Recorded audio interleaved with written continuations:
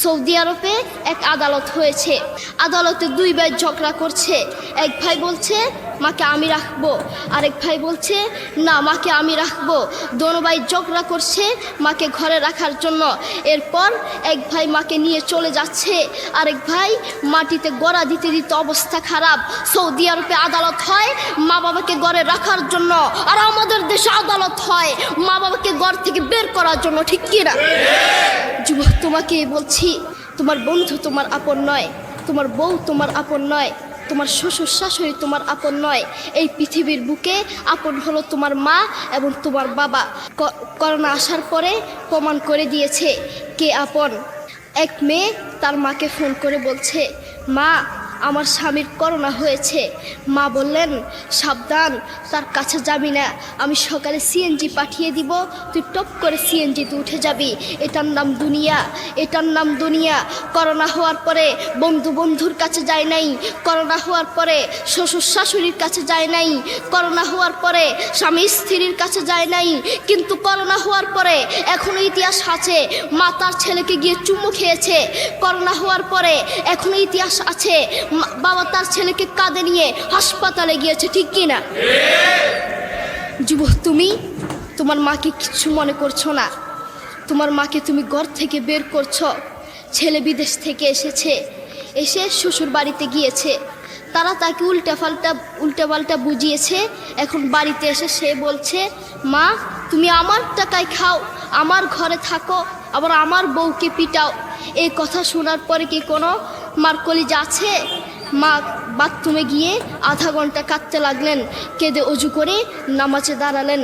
নামাজ পড়ে আল্লাহর কাছে বলতে লাগলেন, আল্লাহ তুমি আমার মার উপর রাগ করিও না, আমার ছেলের উপর রাগ করিও না, ও ভুল করেছে, তুমি আমার ছেলের উপর রাগ করিও না, আমি আমার ছেলেকে বুঝাবো। এরপর মা গিয়ে ছেলেকে বুঝাচ্ছেন, বলছেন বাবা তুমি আমাকে বের করে দিবা, সমস্যা নেই, তুমি আমাকে বের করে দিও, কিন্তু আমার একটা স্বপ্ন আছে। ছেলে বললেন কি স্বপ্ন বলেন?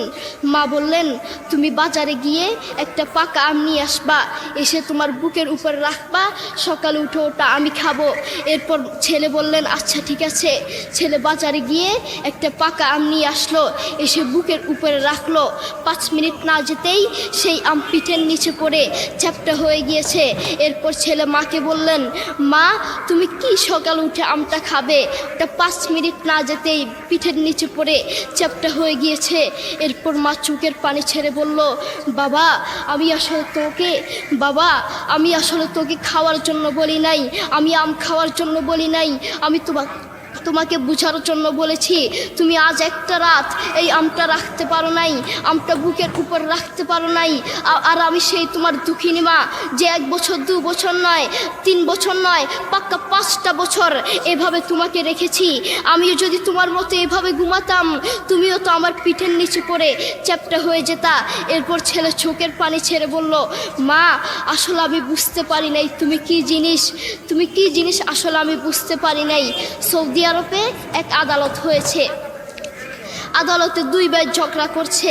এক ভাই বলছে মাকে আমি রাখবো, আরেক ভাই বলছে না মাকে আমি রাখবো। দোনো ভাই ঝগড়া করছে মাকে ঘরে রাখার জন্য।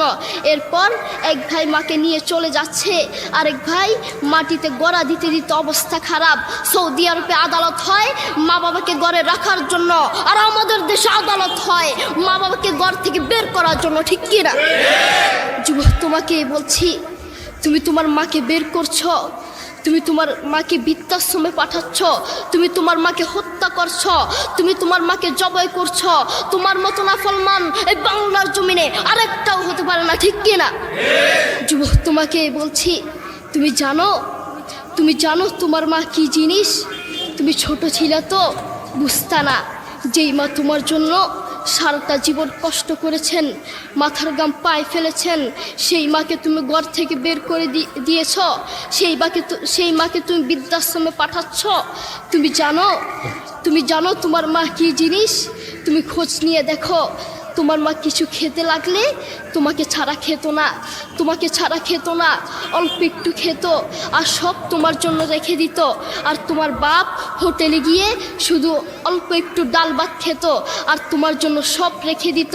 তোমার মার তোমার প্রতি এত মায়া, তোমার বাবার তোমার প্রতি এত মায়া, সেই বাবাকে তুমি ঘর থেকে বের করছো, সেই মাকে তুমি ঘর থেকে বের করছো, বৃদ্ধাশ্রমে পাঠাচ্ছ।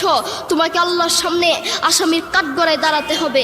আল্লাহ তাআলা আমাদের সবাইকে বুঝার তৌফিক দান করুন।